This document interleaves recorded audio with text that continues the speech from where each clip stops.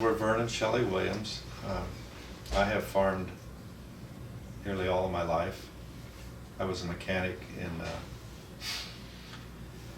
a grain supply store for 4 years, and then I started farming about in 1970. And my wife works at an optical center here in Spokane.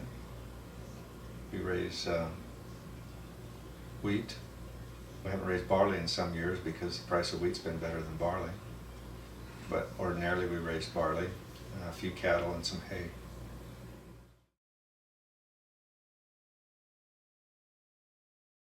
Well, I would consider it very important because that's how I've made my life. Everybody's got to eat.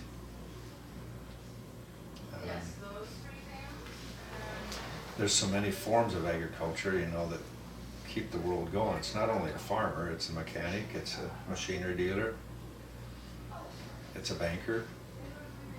So agriculture is a pretty big field. My great-grandfather farmed the place that my brother's on now. My dad farmed it after Grandpa quit, and then my brother's farming it now.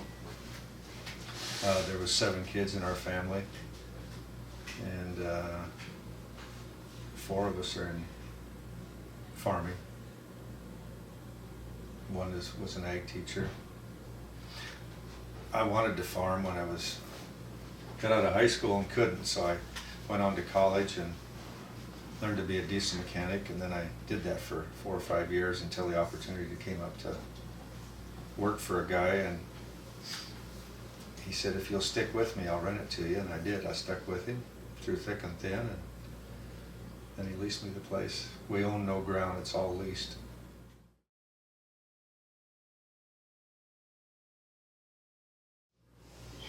It lets us sleep at night. I mean, when we first started farming, or when I started 20 years ago with Vernon, we did not have crop insurance, and I do not know why. I do. It was too expensive. Oh, okay, well, I didn't. And then somehow we got Janet's name and she came out. The fact that if we did have a loss, that we wouldn't lose our livelihood, because when you're thinking about low prices, or you're thinking about crop loss, it's bad enough thinking about it and hoping that you have enough income to just pay all of your expenses. Now, with crop insurance, we have enough expenses. I mean, we might not have a profit on a given year if it's a really bad crop year, or if the prices are really low, we might not make any money, but we're not going to lose our livelihood because we have enough that it pays. It takes away that. We don't farm to collect federal crop insurance. Well, of course we do. I hope that nobody ever does that. It's just an insurance, just like a car insurance, health insurance, anything else. I don't mind paying the premium, but I don't care if we ever collect. At least we're safe. I remember the day after we got totally hailed out, and we went up to the ground and was looking at all these acres that were nothing was left, and you just look at it and your first reaction is, oh my God, but then you remember, well, you just remember you've got insurance, and so the devastation is not nearly what it would be. We farm for broke every year. We do. We want to get the best crop we can get every year. If something comes up and you have to finally, federal crop insurance has to help you, that's fine. But that isn't the reason we farm. For people who lease ground, not owning our own ground and just leasing the ground, if we did not have federal crop insurance, we would have been out of this Probably. because, you know, we don't have family money to back us up. So we would not have made it, and we wouldn't have wanted to keep farming as long as we've kept farming if we had no insurance. You would have said years ago, you know, this isn't worth it. Mm-hmm. There's been farmers back, even when I was probably in the 80s, that took federal crop insurance, but boy, very few that took federal crop insurance back then, 70s.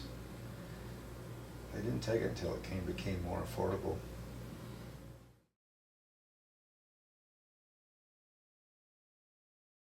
We couldn't do it if we didn't have It's the not government cheap, support. but it's Yeah. decent.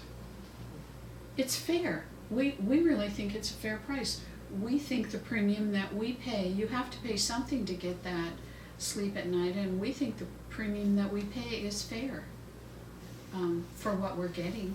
Janet was really good in the beginning. She would just explain this over and over at the kitchen table out at the farm, and it just took a really long time, maybe 5 years before it finally clicked how it actually operates.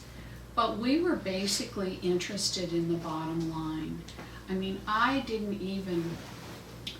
wasn't even completely, I didn't care that I couldn't understand all the ins and outs. What I would always say to her is, if we had this coverage, and we had this loss, the bottom line is we would get about this amount of money. But a lot of the farmers that we hang out with don't have a lot of capital. So you take away the subsidy and it doubles our premium, probably. I mean, for us, Who that knows? means it would go from like $10,000 to $20,000. That's a lot for someone a farm our size. And I don't know what we would do. I think you're going to see this trickle down, and from even the California people right now that are having to quit irrigating. And you know, federal crop isn't even going to help them. It will for a little while, but food prices are going to go up if people can't irrigate in California, and that's going to be really serious. Yeah, It's a big important. It's component. important to us. Federal crop insurance is. Like I said, it's affordable now. 20 years ago, it wasn't. The thing that seems a little bit unfair about taking away some of the subsidy, though, is that it's something that's totally out of our control, because our crops are dependent upon the weather, totally. And it's not like even auto insurance where you can be a really safe driver, or you can take some ownership in your health, so that your medical insurance, you're not using a huge portion of that. We have absolutely no control. If we need to use this, it's because it's something totally out of our control. And so that's the unfair part of them, I think, reducing a subsidy, because he farms the very best that he can, and puts on the fertilizer and everything that you should do, and you can still have a disaster through absolutely no fault of your own.